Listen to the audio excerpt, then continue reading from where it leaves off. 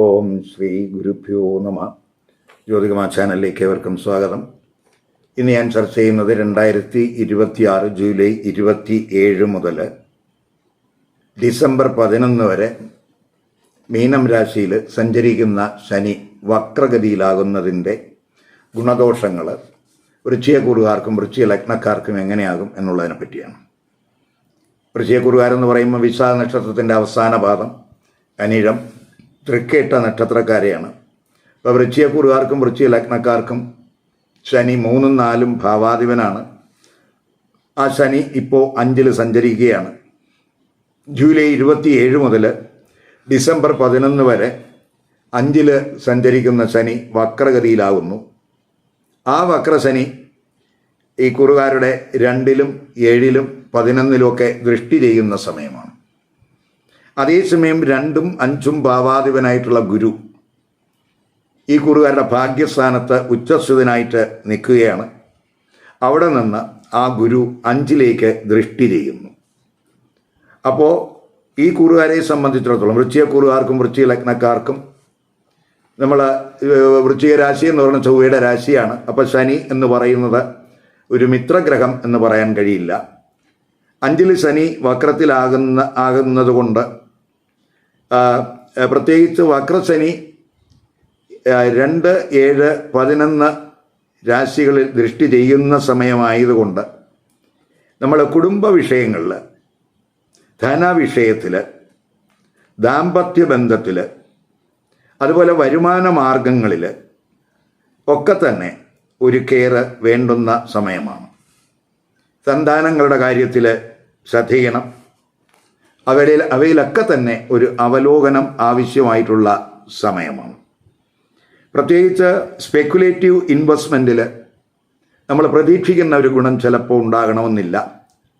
ആ 5ൽ ശനി വക്രത്തിലാകുമ്പോൾ അതേസമയം 5ആം ഭാവാധിപനായിട്ടുള്ള ഗുരു 5ലേക്കൊക്കെ ദൃഷ്ടി ചെയ്യുന്നത് നമുക്ക് ശ്രദ്ധിച്ചാൽ ആ സ്പെക്കുലേറ്റീവ് ബിസിനസ്സിൽ ലാഭകരമാക്കാനും കഴിയും എന്നും കൂടെ മനസ്സിലാക്കുക. ഇപ്പോൾ വിദ്യാർത്ഥികളെ സംബന്ധിച്ചിടത്തോളം പഠനമൊക്കെ അവലോകനം ചെയ്യേണ്ടുന്ന സമയമാണ്.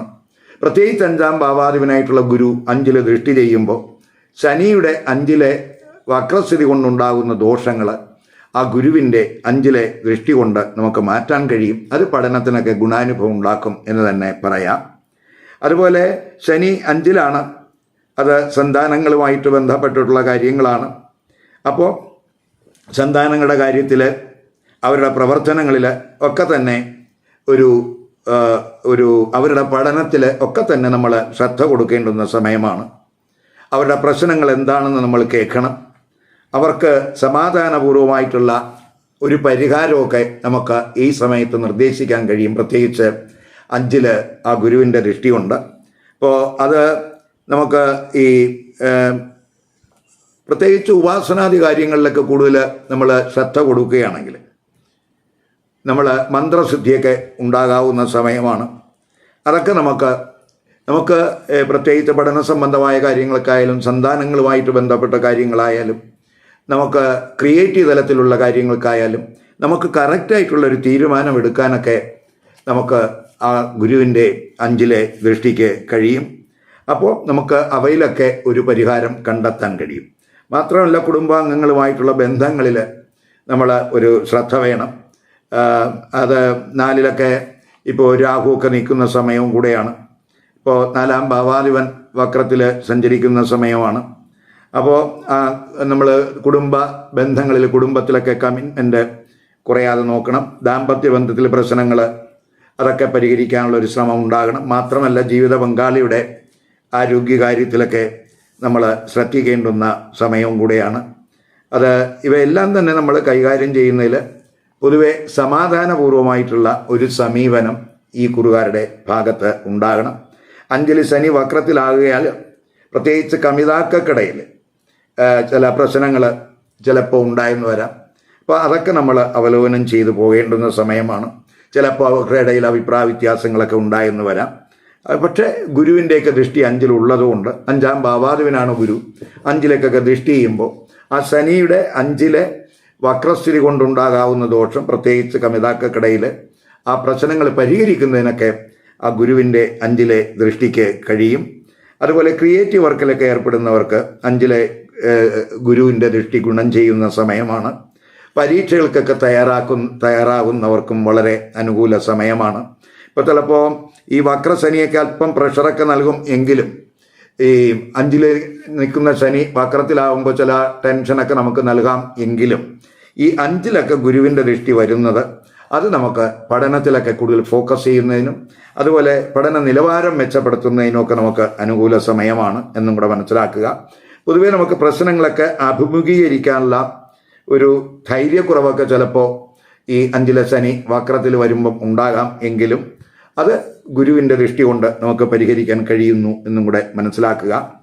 അതുപോലെ ശനി 3-ലൊക്കെ 3-ാം ഭാവാധിപനായിട്ട് വക്രത്തിലൊക്കെ വരുമ്പോൾ നമുക്ക് ചിലപ്പോൾ നമുക്ക് ഈ 3-ാം ഭാവാധിപനൊക്കെ വക്രത്തിലാകുമ്പോൾ നമുക്ക് ഒരു കോമ്പറ്റിറ്റീവ് സ്പിരിറ്റൊക്കെ കുറയാനുള്ള ഒരു സാധ്യതയൊക്കെ ഉണ്ട്. അതുപോലെ നമ്മുടെ പ്രവർത്തനങ്ങൾക്കൊക്കെ ഒരു ആലസ്യം ചിലപ്പോൾ വന്നുപെടാനൊക്കെ സാധ്യതയുണ്ട്. ഒരു ധൈര്യക്കുറവിനൊക്കെ സാധ്യതയുണ്ട്. കമ്മ്യൂണിക്കേഷനിലൊക്കെ ചില പ്രയാസങ്ങളൊക്കെ ചിലപ്പോൾ ഉണ്ടാക്കിയെന്ന് വരാം. അതുപോലെ ഈ 4-ാം ഭാവാധിപനായിട്ടുള്ള ശനി വക്രത്തിൽ ആകുമ്പോൾ നമുക്ക് ഈ 4-ൽ രാഹുവൊക്കെ സ്ഥിതി ചെയ്യുന്ന സമയം കൂടിയാണ്. അപ്പോൾ കുടുംബ വിഷയങ്ങളിൽ കുടുംബ പ്രശ്നങ്ങൾ, പ്രത്യേകിച്ച് മാതാവുമായിട്ടുള്ള ബന്ധം, ഇവയിലൊക്കെ നമ്മൾ ശ്രദ്ധിക്കണം. കുടുംബത്തിൽ ഉത്തരവാദിത്വം കുറയാതെ നോക്കണം. നമ്മുടെ കുടുംബത്തിലെ കമ്മിറ്റ്മെൻ്റൊക്കെ കൂട്ടണം. അപ്പോൾ കുടുംബകാര്യങ്ങളിലൊക്കെ ശ്രദ്ധ കൊടുത്ത് പോകുമ്പോൾ അപ്പോൾ നമ്മൾ കൂടുതൽ ചിലപ്പോൾ ഒരു മാനസികമായിട്ടുള്ളൊരു ടെൻഷനൊക്കെ ചിലപ്പോൾ ഈ സമയത്ത് ഉണ്ടാക്കിയെന്ന് വരാം. 4-ൽ രാഹുവും കൂടെയൊക്കെ നിൽക്കുന്ന സമയമായതുകൊണ്ട് അപ്പോൾ അവിടെ ശ്രദ്ധിക്കുക. അതുപോലെ റിസ്കി ആയിട്ടുള്ള ബിസിനസ് ഇൻവെസ്റ്റ്മെൻറ്റ് കഴിവതും ഈ സമയത്ത് ഒഴിവാക്കുക. വക്രശനിയൊക്കെ 2-ൽ ദൃഷ്ടി ചെയ്യുന്നുണ്ട്. അപ്പോൾ ധനം കൈകാര്യം ചെയ്യുന്നതിൽ ശ്രദ്ധിക്കണം. ഫിനാൻഷ്യൽ തലത്തിൽ ഒരു ഡിസിപ്ലിൻ ആവശ്യമായിട്ടുള്ള സമയമാണ്. ധനം ഡീല് ചെയ്യുന്നതിലും നമ്മൾ കെയർ വേണം. മാത്രമല്ല സംസാരത്തിലും നമ്മൾ ശ്രദ്ധിക്കണം, ആഹാരത്തിലും ശ്രദ്ധിക്കണം. അതുപോലെ റിയൽ എസ്റ്റേറ്റ് ബിസിനസ്സിലൊക്കെ ഒരു കെയർ വേണ്ടുന്ന സമയമാണ്. ആരോഗ്യ പ്രശ്നങ്ങളിലും നമ്മൾ ശ്രദ്ധിക്കേണ്ടുന്ന സമയമാണ്. ഇപ്പോൾ നമുക്ക് ഈ ഹൃദ്രോഗ സംബന്ധമായിട്ട് എന്തെങ്കിലുമൊക്കെ പ്രശ്നങ്ങളുള്ളവർ കഴിവതും ടൈംലി ആയിട്ടുള്ള ഒരു ചെക്കപ്പൊക്കെ നടത്തി പോകുന്നത് നല്ലതാണ്. അതുപോലെ തന്നെ ഈ നമ്മൾ വരുമാന സോഴ്സുകളിൽ, വരുമാന മാർഗങ്ങളിൽ ഒക്കെ തന്നെ ഒരു വക്രശനി 11-ലൊക്കെ ദൃഷ്ടി ചെയ്യുമ്പോൾ ആ സോഴ്സുകളിലും വരുമാന മാർഗങ്ങളിലും അതുപോലെ നമ്മുടെ സൗഹൃദങ്ങളിൽ, സാമൂഹിക ബന്ധങ്ങളിൽ ഒക്കെ തന്നെ ഒരു റീ ഇവാലുവേഷൻ ആവശ്യമായിട്ടുള്ള സമയമാണ്. ശനി 7-ൽ ദൃഷ്ടി ചെയ്യുന്നുണ്ട്. അപ്പോൾ റിലേഷൻഷിപ്പിൽ നമുക്ക് ഒരു അച്ചടക്കം ആവശ്യമായിട്ടുള്ള സമയമാണ്. പങ്കാളിയുമായിട്ടുള്ള ബന്ധം, അവരോടുള്ള ഉത്തരവാദിത്വമൊക്കെ കറക്റ്റായിട്ട് നിർവഹിക്കുന്നതിൽ നമ്മൾ ശ്രദ്ധ കൊടുക്കണം. അതുപോലെ ബിസിനസ് റിലേറ്റഡ് ആയിട്ടുള്ള തീരുമാനങ്ങളൊക്കെ എടുക്കുമ്പോഴും ഈ സമയത്ത് ശ്രദ്ധിക്കണം. ഈ വീഡിയോ ഇഷ്ടപ്പെട്ടുവെങ്കിൽ ലൈക്ക് ചെയ്യുക, ഷെയർ ചെയ്യുക. അതുപോലെ സബ്സ്ക്രൈബ് ചെയ്യാത്തവർ സബ്സ്ക്രൈബ് ചെയ്ത് കാണുക. മറ്റൊരു പുതിയ വിഷയമായി അടുത്ത വീഡിയോയിൽ കാണാം. നമസ്കാരം.